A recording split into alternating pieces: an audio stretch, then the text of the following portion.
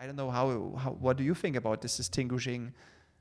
Am I really depressed or am I just lazy and that gets me depressed? Do you have a thought about that? All the time.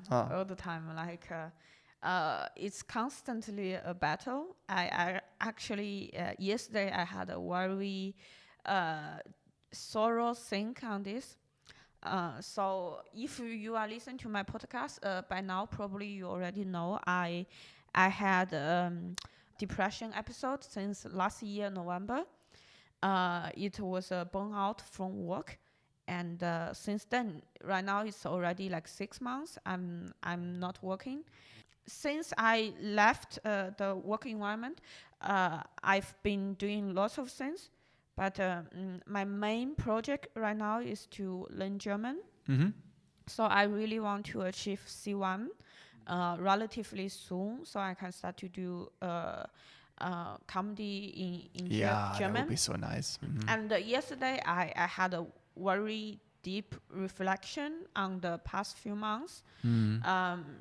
I realize every day, every week, I constantly feel I'm a loser on some level. Like I constantly feel that I'm not doing enough. Like I'm stressed. I'm not meeting my goal because I have quite high goals on learning German and everything. And yesterday I sit down, I was like, why you feel so stressed about German? Then I realize it's because I start to associate my own value with the output of German, because I think no matter how, if I'm not working in a office in another job, I still feel I don't want. Somehow I feel if I can really learn German and make lots of progress, then people will not look down on me that much. So they'll say, "Oh, you took 1 year off, but you reached C1. Wow, well done." So people will not think I'm lazy.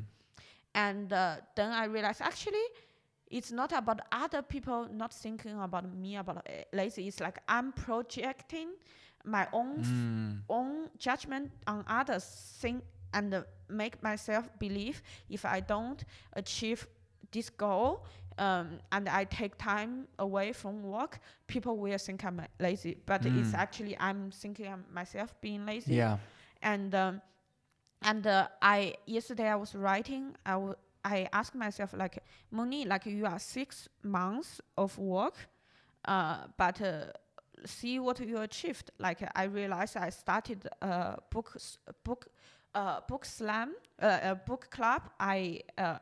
Every 2 weeks I talk with like a group of like 6 people, lead them to discuss this mental health related book, and over time we open up, we all share our own trauma, and we have meaningful intellectual discussion. And I started a story slam. I help lots of people overcome their trauma, and I had comedians coming to me saying that I kind of push them, encourage them to start to facing their trauma and deal with them, and they made big breakthrough.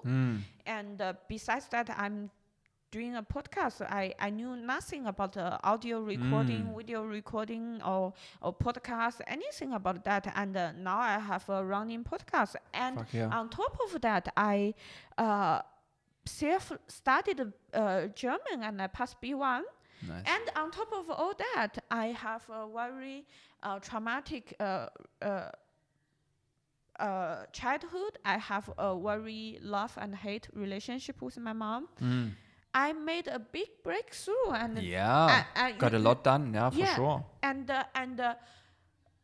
all these things, despite all these things have happened, I keep thinking I'm lazy. And yesterday I wrote down all the things. I told myself, I was like, how can you always be so mean to yourself? Like, how can you always think yourself lazy? Like, you are not lazy. yes, I am not having a 40 hours per week job, but I made impact. I learned. I am dealing with my mental health, and I'm getting better day by day. And I'm not running away from my problem. I'm facing it and trying, experimenting, and try to get better. And along the journey, I brought positive impact and Into the community, energy to yeah. others. Mhm. So this is a constant Yeah. battle, and it happens again and again. I think now, I think the good part is, the sad part is that although I learned so many tools and I learned that this is not right, I still automatically will blame myself a lot.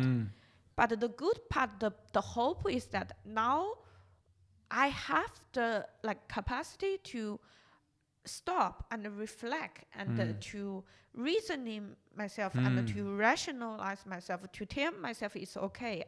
I'm kind of being able to balance myself. Sure. But in the past, before I start to learn all the tools, I would look in the mirror and say the most horrible thing to myself, and I didn't know it's not kind.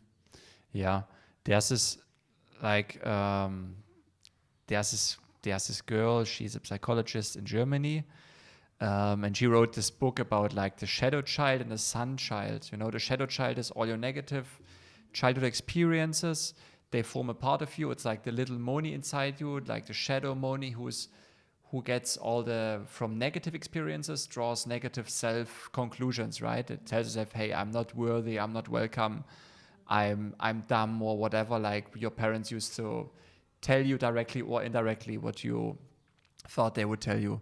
And this is like, she says in this book, this we live constantly our whole lives with a shadow child and the sun child. The sun child is happy, positive, like curious, whatever, all of your good sides, but the negative sides, they are there. And like you said, like I think it's really good that we acknowledge now this is going to be there forever probably, but we have to work with that, right? It's not controlling us, it's just a part of us that we learn over time how to deal with that. Like your thing is you talk about it, right? You write it down.